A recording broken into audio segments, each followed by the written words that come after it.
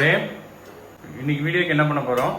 ஆக்சுவலா வந்து இது வரைக்கும் நம்ம நிறைய பாயாசம் குடிச்சிருக்கோம். பட் அரிசி பருப்பு பாயாசம் நான் குடிச்சதுலேயே பெஸ்ட் பாயாசம் அப்படின்னு சொல்லுவேன். ஸோ இன்னைக்கு அந்த அரிசி பருப்பு பாயாசமும் ப்ளஸ் டொமேட்டோ எக் பராத்தாவும் தான் செய்ய போறோம். வாங்க எப்படி பண்றதுன்னு பார்க்கலாம். இன்றைக்கான டின்னர் சீரீஸ் அரிசி பருப்பு பாயாசம் டொமேட்டோ எக் பராத்தா. ஃபஸ்ட் வந்துட்டு பாயாசத்தை செஞ்சு கொஞ்சமாக ஆற வைக்கிறதுக்குள்ளே நம்ம வந்து டொமேட்டோ எக் பராத்தா செஞ்சிடலாம்.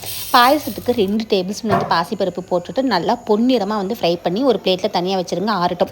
இன்னொரு பக்கம் வந்துட்டு பாஸ்மதி ரைஸை வந்துட்டு கீழே ஃப்ரை பண்ணுறதுக்கு 6 kg கீ தான் நம்ம யூஸ் பண்ண போகிறோம். இது வந்துட்டு ரொம்பவே மனமாக நம்ம வந்துட்டு பாயாசம் பண்ணுறதுக்கு இந்த கீயோட டேஸ்ட் அவ்வளோ என்ஹான்ஸ் பண்ணி கொடுக்கும். நம்ம பாயாசத்தை 1 டேபிள் ஸ்பூன் மட்டும் கீ ஆட் பண்ணி அது கூட 2 டேபிள் ஸ்பூன் வந்து பாஸ்மதி ரைஸ் ஆட் பண்ணி நல்லா வந்துட்டு ஃப்ரை பண்ணுங்க. அரிசி வந்து இந்த மாதிரி பொரியணும். பொரிஞ்சதுக்கு அப்புறமா அதை வந்துட்டு தனியாக ஒரு பிளேட்டில் எடுத்து கொட்டி வச்சிருங்க. அரிசியும் பருப்பு வந்து கம்ப்ளீட்டாக ஆறட்டும். நல்ல அகலமான ஒரு பாத்திரத்தை எடுத்துட்டு அதில் 1 லிட்டர் பால் வந்து நான் ஆட் பண்ணியிருக்கேன். அது கூடயே வந்து ஆல்ரெடி ஃப்ரை பண்ணி வச்ச பாசி பருப்பு, பாஸ்மதி ரைஸ் ரெண்டுமே ஆட் பண்ணி அந்த பாலோடு சேர்ந்து ரெண்டுமே வந்து கம்ப்ளீட்டாக குக் ஆகிற அளவு வந்து அது வேகணும். அதுக்கப்புறம் தான் நம்ம ஸ்வீட்னர் வந்து ஆட் பண்ணணும். இந்த பக்கம் வந்துட்டு 1 லிட்டர் பாலுக்கு வந்து நான் 1/4 கிலோ வெல்லம் எடுத்திருக்கேன். வெல்லம் வந்துட்டு நல்லா இந்த மாதிரி பொடிச்சா எடுத்துட்டு ஒரு பேனில் அந்த வெல்லத்தை ஆட் பண்ணிட்டு ஒரு 1/2 டம்ளர் மட்டும் தண்ணி ஆட் பண்ணி அந்த தண்ணியில் வந்துட்டு அந்த வெல்லம் கம்ப்ளீட்டாக கரையணும். அந்த அளவு வந்து வெல்லம் நல்லா குக் ஆகட்டும். இந்த பக்கம் வந்து பால் அந்த அரிசி பருப்போடு சேர்ந்து அப்படியே கொஞ்சம் கொஞ்சமாக வெந்து அந்த ஆடையோட பாருங்கள் எப்படி இருக்குது. அந்த ஆடையை எடுத்து உள்ளேயே விடுங்க.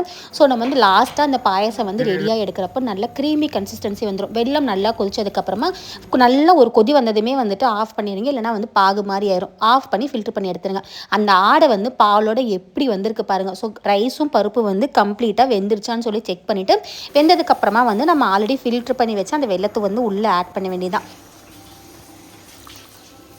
வெல்லம் ஆட் பண்ணி மிக்ஸ் பண்ணுறப்பவே அந்த பாயாசத்தோட கலர் வந்து நல்லா அந்த ஒரு காஃபி ப்ரௌன் கலர் வந்துடும். ஸோ இந்த மாதிரி ஒரு விஸ்கை வச்சு நல்லா பீட் பண்ணிடுங்க. ஸோ அந்த பாயாசம் பருப்பு நல்லா வந்துட்டு குழஞ்சி போய் உள்ளே நல்லா மிக்ஸ் ஆயிரும். எகெயின் வந்துட்டு அந்த முந்திரி வந்து ஃப்ரை பண்ணுறதுக்கு 6 kg கீ வந்து ஒரு 2லேருந்து 3 டேபிள் இல்லை ஒரு 4 டேபிள் ஸ்பூன் கூட ஆட் பண்ணிக்கோங்க. கீ எவ்வளோ இருக்கோ அந்தளவு அந்த பாயாசம் நல்லா டேஸ்ட்டாக இருக்கும். ஃபஸ்ட்டு கை நிறைய முந்திரி போட்டு முந்திரி லைட்டாக ப்ரௌன் ஆனதுக்கப்புறமா திராட்சையை ஆட் பண்ணிட்டு நல்லா ஃப்ரை பண்ணிடுங்க. திராட்சை நல்லா மொட்டாக வந்ததுக்கப்புறமா அந்த கீயோட வந்து பாயாசத்தில் வந்து விடுங்க. அடுப்பு வந்து ஆஃப் பண்ணிடலாம். அவ்வளோதான், வேலை முடிஞ்சு. நல்லா ஒரு மிக்ஸ் பண்ணிவிட்டு ஒரு பிஞ்ச் மட்டும் ஏலக்காய் தூள் வந்து ஆட் பண்ணிடுங்க. நம்ம பேஜ்லேயே நான் நிறைய பாயாச ரெசிபி போட்டிருக்கேன். பட் இதுதான் வந்து இதுதான் பெஸ்ட் பாயாசம் நான் இது வரைக்கும் குடிச்சதுலே அப்படின்னே சொல்லுவேன். கண்டிப்பாக ட்ரை பண்ணி பாருங்கள். இந்த ரெசிபி வந்து சேவ் பண்ணி வச்சுட்டு ட்ரை பண்ணி பாருங்கள். ஒரு நாள் மிஸ் பண்ணாதீங்க.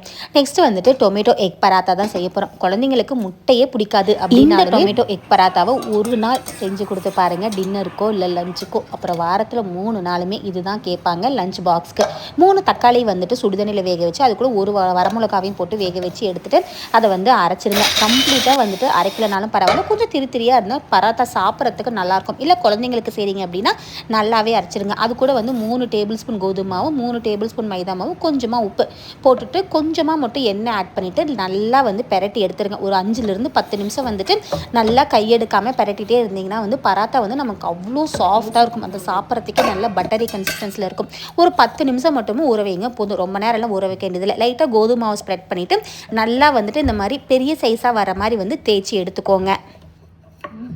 நான் வீடியோவில் காட்டுற மாதிரி சென்டரில் இந்த பக்கம் 2 கட்டு இந்த பக்கம் 2 கட்டு வந்து கட் பண்ணிவிட்டு இன்றைக்கி இந்த பராத்தா டேஸ்ட்டை வந்து இன்னும் கொஞ்சம் என்ஹான்ஸ் பண்ணுறதுக்காக 6 kg கீ தான் யூஸ் பண்ண போகிறோம். ஸோ அந்த கீயை வந்துட்டு பராத்தா ஃபுல்லாக கம்ப்ளீட்டாக வந்துட்டு நல்லா ஸ்ப்ரெட் பண்ணிவிட்டு மேலே வந்து இன்னும் கொஞ்சம் கோதுமை வந்து லைட்டாக அந்த மாதிரி ஸ்ப்ரெட் பண்ணி எடுத்து வச்சுருங்க.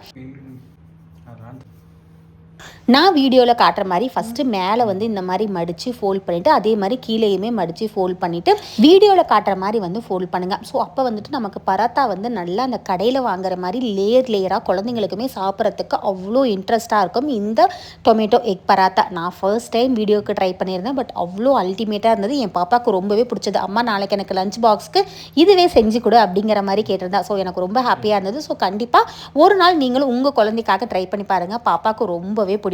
கீழே கொஞ்சமாக கோதுமை மாவு தடவி அந்த மடித்த மாவை வச்சு இந்த மாதிரி ஸ்கொயர் ஷேப்பில் வந்துட்டு நல்லா ஸ்ப்ரெட் பண்ணிடுங்க. ரொம்ப மெலிசாகவும் வேணாம், ரொம்ப திக்காகவுமே வேணாம். தோசைக்கல்லில் 1 டேபிள் ஸ்பூன் வந்து 6 kg கீ ஆட் பண்ணிவிட்டு எக்கு வந்து 2 முட்டையை உடச்சி விட்டு அந்த முட்டைக்கு தேவையான சால்ட் அண்ட் பெப்பர், பச்சை மிளகா, கொத்தமல்லி, சில்லி ஃப்ளேக்ஸ் வேணும்னு ஆட் பண்ணிக்கலாம். பட் இல்லைனா வந்து மோஸ்ட்லி குழந்தைங்களுக்குனா வந்து ஆட் பண்ணாதீங்க. ஸோ நாங்கள் சாப்பிட்றதுனால வீடியோக்கு மட்டும் நான் 1 ஆட் பண்ணியிருந்தேன். நல்லா வந்துட்டு பீட் பண்ணிவிட்டு அந்த ஆல்ரெடி தேய்ச்ச அந்த சப்பாத்தி மாவு இருக்கும் தெரியுமா, அதை வந்து 2 பக்கமும் இந்த மாதிரி நல்லா டிப் பண்ணி அந்த தோசை பேனில் வந்துட்டு வந்துட்டு வச்சுருங்க. அவ்வளோதான்.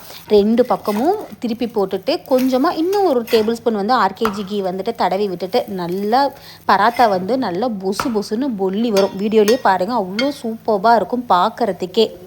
கீயை வச்சு வேறு என்ன ரெசிபி பண்ணலாம், ப்ளஸ் உங்களோட ஃபேவரட் ரெசிபி என்ன அப்படின்னு சொல்லிட்டு எனக்கு கீழே கமெண்ட் பண்ணுங்கள். நெக்ஸ்ட் வீடியோவில் நான் ட்ரை பண்ணி காமிக்கிறேன். இந்த மாதிரி இன்ட்ரெஸ்டிங் ரெசிபிஸ் பார்க்குறதுக்கு ஆர்கேஜி கீ ஸ்டோரிஸ் யூடியூப் சேனலை சப்ஸ்கிரைப் பண்ணிக்கோங்க.